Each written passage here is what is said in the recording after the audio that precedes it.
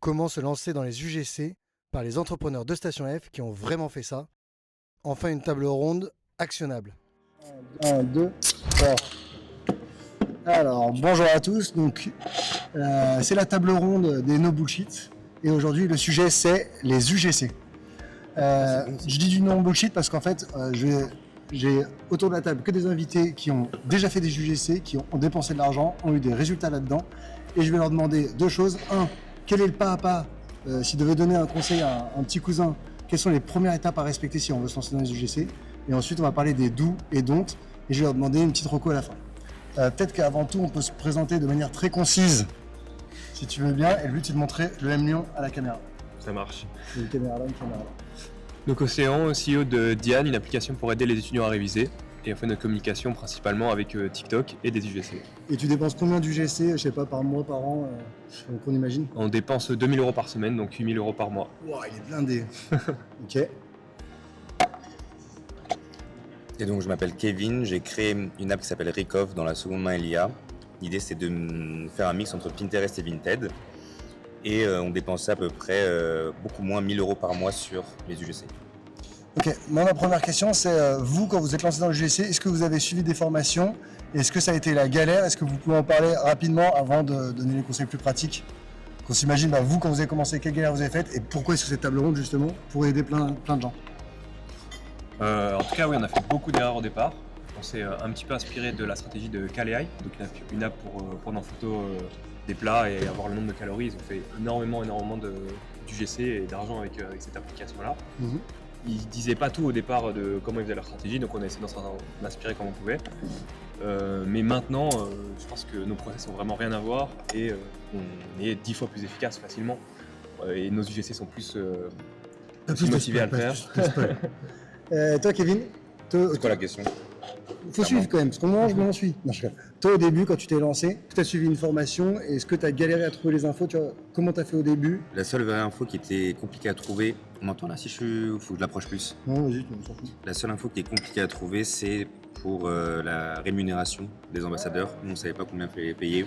C'était la performance des retention, mais du coup, on peut faire des retainers, mais du coup, on peut faire les deux. Et Définis peut-être retainer. retainer, c'est un fixe. Et T'en donnes un exemple? 500 € par mois. Voilà. Et sinon, globalement, c'est plutôt instinctif. Ok, je pense qu'on peut déjà conseiller. Est-ce que vous avez des petits cousins? On s'en fout de la réponse. Si tu avais un petit cousin, tu vois, genre, soit peut-être même ma boîte, si je dois me lancer, tu vas donner un plan d'action très concret que je peux mettre en place demain pour bien me lancer dans les UGC et pas faire 20% du travail qui fait 80% du résultat. Pour moi, si justement tu as un petit budget, la meilleure stratégie c'est d'envoyer 100 messages par jour à plein de petits comptes. Des comptes entre 1000 et 10 000 abonnés qui se font très peu contacter. Tu leur proposes un tarif aux 1000 vues. Donne un chiffre. Par exemple 2 $ les 1000 vues. 2 $ les 1000 vues et tu essaies d'en embaucher le plus possible. Tu envoies le plus de contacts possible, tu les cadres bien, tu demandes de voir les vidéos avant qu'ils les publient. Alors, donne-nous étape à étape. Tu vois, ok, il m'a dit ok pour 2 $ les 1000 vues. Après, c'est quoi l'étape par étape? Tu discutes avec, tu lui demandes combien il est prêt à faire de vidéos par semaine. Tu fais un point avec lui. Toi, tu essaies de lui mettre combien comme objectif raisonnable? 5 vidéos par semaine, c'est pas mal. Ok. Entre 3 et 5, c'est pas mal. Tu fais un point avec lui au moins toutes les semaines. Tu lui envoies même un message par jour pour lui dire tiens, est-ce que ça avance, est-ce que tu as Ok, tu le harcèles, c'est très clair. Et le mieux, c'est de du coup déjà faire du contenu soi-même, parce que pour déléguer, c'est plus simple quand tu sais déjà le faire. Donc tu cherches des trends pour lui, et du coup, quand tu as une certaine pool d'UGC. Donc si je résume, c'est je lui demande combien de vidéos il est prêt à faire, je lui fais un petit pot pourri des trends que j'ai vus, que je trouvais intéressantes, et je lui fais un cadrage par rapport à moi, ce que j'aimais quand je faisais des UGC, enfin pas mes propres vidéos, pour lui demander ce qu'on veut. Ouais, ce qui est encore mieux, c'est que toi-même tu fasses du contenu et qu'il puisse s'en inspirer, du contenu qui marche. Et chaque semaine, en fait, tu vas lui suggérer les vidéos qui ont le mieux marché la semaine d'avant, que ce soit tes UGC ou toi-même. Très clair.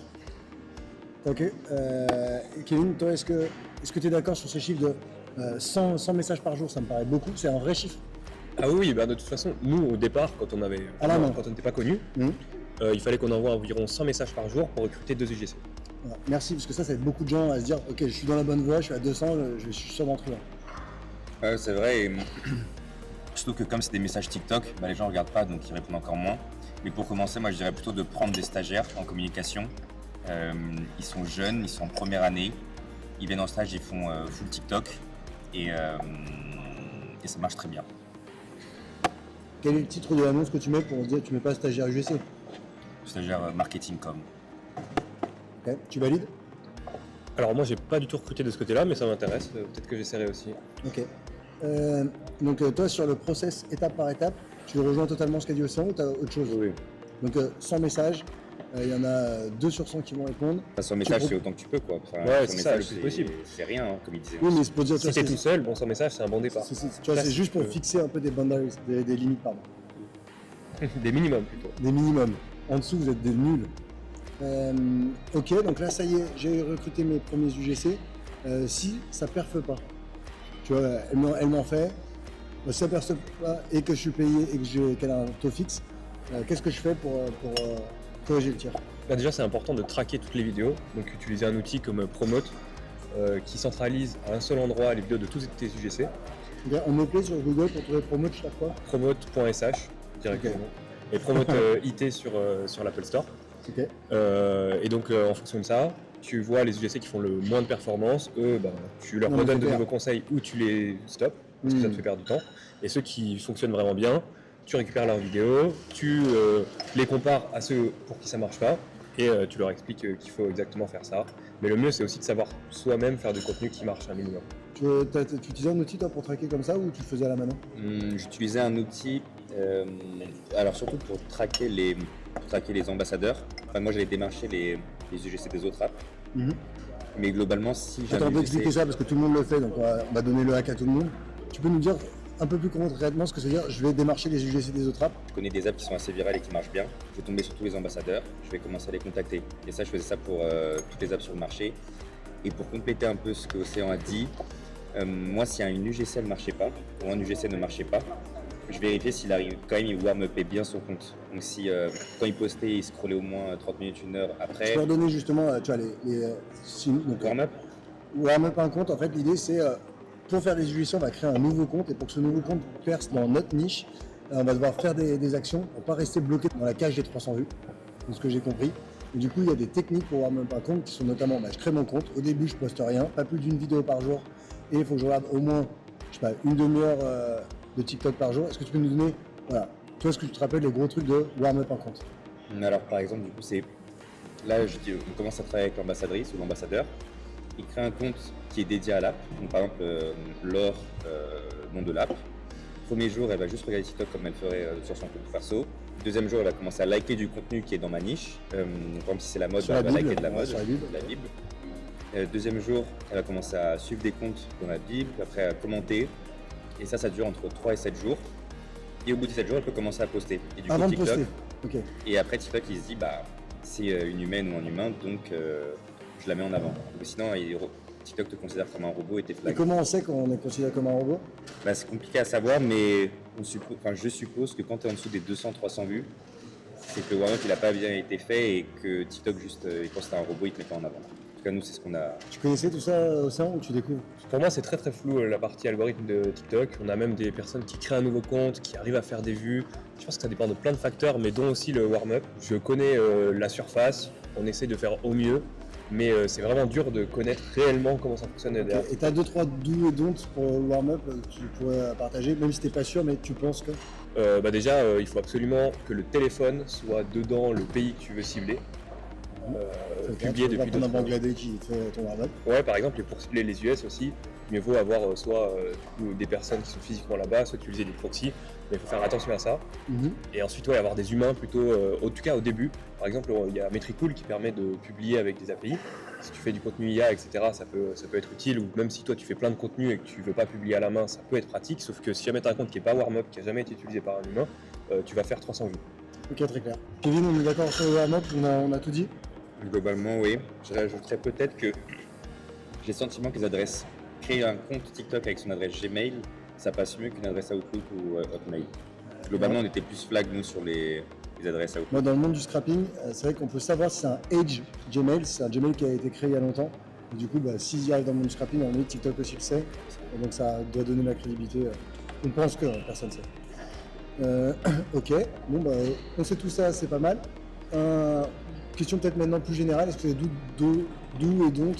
Tu vois, ça y est, je suis lancé avec une UGC, maintenant donner des conseils à la volée. Pour quelqu'un qui commence, quelqu'un Pour qui... quelqu'un qui commence, mais vraiment.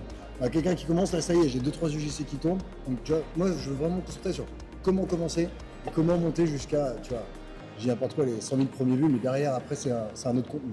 Ah, personnellement, quand tu commences sans budget, moi je conseille de prendre des stagiaires en com sur 2 mois. Parce que c'est des gens, ils sont contents de faire des TikTok pour toi et en même temps, toi tu peux commencer avec. Tu nous as dit, on a noté. Donc du coup, après ça, si ton app elle a un bon concept, elle a un bon produit, normalement les TikTok prennent, tu commences à générer du revenu. Et là, tu peux commencer à scale un troisième TikTok, un troisième UGC, quatrième, cinquième. Et justement, ma question c'est à quel moment est-ce qu'il faut commencer à puber son UGC qui marche bien? Donc mettre des sous dessus, je mets combien d'argent et voilà, à quel moment je le fais. Et au début, je commence avec quel petit budget. Donc on est vraiment toujours, j'ai pas d'argent, on est au début. Non, nous on faisait pas de ads, mais globalement, quand tu as un post viral, tu sais qu'il va marcher en ads. Si t'as pas fait, on donne. Ici, on donne que des conseils de trucs qu'on a fait. Océan, t'as fait? On a fait des ads et on n'a jamais été plus rentable qu'en UGC, donc on fait que de l'UGC et on fait... Et t'as jamais pubé tes UGC? Si, on a déjà fait. Ok, et ça, tu as un conseil sur, ok, au début, il faut au minimum mettre 15 balles, sinon si vous mettez 2 balles, ça sert à rien, tu vois, des choses comme ça. TikTok, on a déjà dépensé dans les 1005. Non, mais au Et début, tu vois, on en a plutôt, déjà- mais alors, on a commencé petit à petit, on était à 20 € par jour. ok. Donc très petit, on est allé jusqu'à 1005 parce qu'on se disait peut-être qu'il faut que l'algorithme soit encore plus entraîné sur notre niche, etc. Ça n'a jamais été plus rentable et vraiment pas du tout rentable comparé à l'UGC, donc on a complètement arrêté. Et aussi TikTok, c'est une plateforme assez particulière où les gens recherchent de l'authentique. Donc quand c'est une pub et que c'est écrit que c'est une pub, ça a beaucoup moins d'impact. C'est clair. Et dans les don'ts, Vas-y. quand on commence, je dirais qu'il faut pas aller sur des gros influenceurs. C'est une grosse dépense, souvent en plus, c'est des personnes qui sont très prisées par les grosses marques, donc tu vas être entre 3 autres partenariats. C'est vraiment pas intéressant, mieux vaut aller sur des petits influenceurs et vraiment bien les cadrer. On a essayé de les cadrer par exemple avec un point tous les mois. Nous c'est des étudiants, donc ils ont besoin d'un cadre. Vraiment par semaine, c'est un bon deal. Et aussi on a essayé l'affiliation, je leur coupe des commandes aussi. On donnait même 50% de l'abonnement à toutes les personnes qui nous ramènent des utilisateurs. C'est énorme et c'est bien Ça plus paraissait que logique et tous tu les t'es autres. dit, ce commercial, ça les booste. Complètement. On a réussi à en amener 20 sur la plateforme. On n'a qu'une qui a fait des vidéos. Ça motivait personne. Ils ne voyaient pas forcément un gros gain par rapport à juste des chiffres. On dit, bon bah tiens, on te paye tant. Un tien les vaut mieux vues. que deux, tu Ouais, vois. exactement. Ok, très clair, super conseil. J'avais une question, mais elle m'est sautée de la tête. Donc si t'as d'autres dons et don'ts. Pour compléter un peu ce qu'il dit, en fait, ce qu'il faut comprendre, c'est qu'aujourd'hui, tu as une décentralisation du métier d'influenceur. C'est-à-dire qu'il y a 10 ans, sur Instagram, où tu n'avais que les réalités genre Marseillais ou des Kinka ou des trucs comme ça qui avaient beaucoup d'abonnés et que vers lesquels les marques allaient parce qu'ils avaient des abonnés. Ensuite, tu as eu un peu ceux qui ont commencé à se construire des communautés et qui étaient un peu des personnes moins connues. Et du coup, ils ont commencé à se faire contacter pour faire influenceur ou UGC. Sauf qu'aujourd'hui, en fait, quand tu vas poster une vidéo sur TikTok ou Insta, la minute d'après, elle peut être vue par 10 000 personnes, voire 1 million de personnes. Donc en fait, aujourd'hui, tout le monde est influenceur. Donc tu peux contacter n'importe qui, n'importe quel jeune de 18 à 22 ans. Tu lui dis, tiens, pour 300 €, tu me fais 30 vidéos dans le mois. Il est heureux et toi, ça te fait toute ta com. Justement, deuxième question, j'ai deux questions. C'est quoi le minimum, tu vois, si une personne passe bien à la caméra et qu'elle a 500 abonnés ou même 1000, c'est quoi le minimum où tu dis, non, en fait, vraiment, c'est des gens, ça les intéresse pas du tout. Première question. Deuxième question, comment tu traques les influenceurs que tu as déjà contactés? Tu vois, si tu en contactes 100 par jour, comment on traque ça pour savoir relancer tout ça? Sur la première question, nous on n'a vraiment aucun minimum. Si la personne est motivée, peu importe le nombre de vues qu'elle fait, on s'en fiche. Vu qu'on sait un petit peu comment faire des vues, on a des scripts qui fonctionnent bien, on sait qu'on arrivera à lui faire tripler, voire même passer à x100 sur son nombre de vues si elle est vraiment motivée. Donc aucun minimum, c'est plutôt la motivation qu'on regarde. Et deuxième truc, comment on traque tous les influenceurs, tu vois, un CRM, donc un outil de gestion pour savoir qui t'a contacté et qui tu dois relancer? On le fait de deux manières. On a un Notion avec tous les contacts. On les relance, donc on sait combien de fois on les a relancés, etc. Et puis sinon, dans WhatsApp, on les a tous sur WhatsApp. On fait des filtres tout en haut. Tu peux créer des nouveaux filtres. Tu vois, tu as les messages non lus, etc. Et quand tu slides, tu peux créer tes propres filtres. Et en fonction de ça, dès qu'on a relancé la personne, on la met dans relancer. Et on se débrouille comme ça. C'est un compte qu'on partage entre plusieurs Très bon personnes. tips. Merci Océan. Parce que sur WhatsApp, ils sont bien plus à l'affût. WhatsApp, tout le monde l'a sur son téléphone, tu regardes les notifs. Du coup, ton premier message, un de tes premiers messages, c'est ok, est-ce que c'est déjà d'être influenceur? S'il dit oui, viens, on passe sur WhatsApp. Ça aussi, c'est un tips. Ouais, on essaie de les amener le plus vite possible sur WhatsApp. Comme sur les apps de dating où tu dis viens sur Insta. C'est la même idée, c'est la même idée. idée. Et comme Kevin disait, les messages TikTok, ils les regardent pas du tout. Donc il faut réussir à les enlever le plus vite possible de ces messages TikTok. Et même faire un appel avec. Faire un appel, ça crée un certain cadre et après tu crées une relation avec lui. Tes conseils autour de tout ça? C'est sur comment driver la relation, surtout au début. Bah, en fait, quand tu rentres vraiment dans ce monde-là et que. En fait, il faut savoir que tu as des influenceurs, des UGC, ils sont contactés, enfin, ils travaillent avec 10 marques en même temps, ils ont 2 téléphones, 3 téléphones. En fait, ces personnes-là, elles sont dans un réseau de 150 ou 200 autres ambassadeurs. Et en fait, une fois que tu as un peu une relation de confiance avec elles, tu leur dis, bah voilà, est-ce que tu n'as pas quelqu'un à me conseiller? Et vont forcément donner des gens qui ont beaucoup de valeur. Trop bien. Donc ça, c'était pas mal. En fait, c'est un peu une. Ça, tu l'as fait un peu de rebondir sur des On a essayé de proposer même de l'affiliation entre UGC. apporteurs d'affaires. Ouais, et ça n'a pas très bien marché. Donc, Je crois que ça fonctionne surtout aux US, ouais. ok. US, il y en a une qui m'avait contacté, elle m'avait dit qu'elle avait un réseau de 600 personnes, mais qu'elle prenait une com de 50 €. Enfin, C'est les US.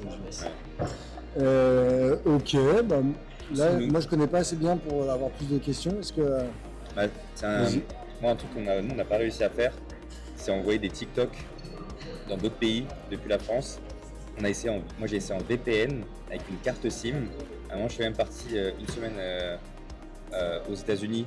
J'ai essayé de créer un compte TikTok de warm-up et d'envoyer des vidéos, ça n'a pas marché. Enfin, vraiment, c'est mieux de payer un ambassadeur qui est dans un autre pays pour faire des vidéos là-bas que d'essayer c'est soi-même. ce que nous disait aussi tout à l'heure. c'était- Et c'est j'ai peut-être une- une alternative à ça. C'est une galère pas possible. En faisant de une la solution pub pour pour toi. un collègue de Station F, on a Talk Portal ici, qui est une plateforme qui te permet avec une API de publier via des humains dans n'importe quel pays. C'est totalement illégal, mais c'est très intéressant. Talk Portal, tu dis Talk Portal, TOK Portal. RTL. Ouais. Et c'est qui gère ça? Vincent et j'ai Ok, oublié- Vincent, et Alex. tu nous republieras s'il te plaît. Ok. Moi sur les UGC, c'est à peu près tout. Est-ce que vous avez d'autres conseils? Non, c'est à peu près tout. Globalement, c'est tout. Il y a des sites sympas pour traquer tout ça. Enfin, pour traquer un peu les apps, comme Sensor Tower, un truc Ça sert à quoi? App Store. Sensor Tower, en vrai, ça sert plutôt à savoir le nombre de téléchargements et de revenus d'une app. Par exemple, tu vas mettre Sensor Tower Diane, et bah tu vas voir C'est combien de revenus plus, On s'en plus trucs, enfin, comme par pour Il faut Record. savoir en fait dans tes concurrents qui est le plus important. Donc tu vas sur Sensor Tower, tu mets l'app et ça va te dire bon bah lui il fait tant par mois. c'est Même ça. il y en a une autre qui est beaucoup mieux, c'est App Store Tracker. Et App Store Tracker, là, tu as vu sur toutes les apps qui sont en train de percer, quand elles ont été lancées, le MRR, les revenus, Leur les classement concurrents. dans leur niche. Ouais. Tu utilises aussi. Tensor Tower, ouais. Mais App Store Tracker, J'ai c'est regardé. gratuit, c'est vraiment pas mal. Ok. Pas venu pour rien. Moi si vous avez plus de conseils, ma dernière reco c'est est-ce que vous auriez 2 UGC avec qui vous avez travaillé et qui travaillent très bien et du coup pour la donner à tout le monde qu'elle se fasse harceler. Ça se partage pas, ça. Hein. Faut donner une en plus à Tanguy, là ça fonctionne très bien. Elle fonctionne très bien. Mais après, il faut donner le numéro de téléphone, donc là c'est compliqué. Bon bah si vous nous contactez, vous rajoutez Joachim de Belle-Île et si vous êtes très sympa, j'essaierai d'aller vous en gratter un chacun. Ça va? Vous Allez. avez donné les 3 premiers. Ça marche. Les trois premiers. Un et ensuite on voit. Ah c'est déjà pas mal. Ok, bon bah c'est la fin de la table ronde. C'était cool? Bah ouais. Ok. Très sympa, ouais. Bah voilà, donne, hein. C'est tout. Merci Dose. Merci Dose.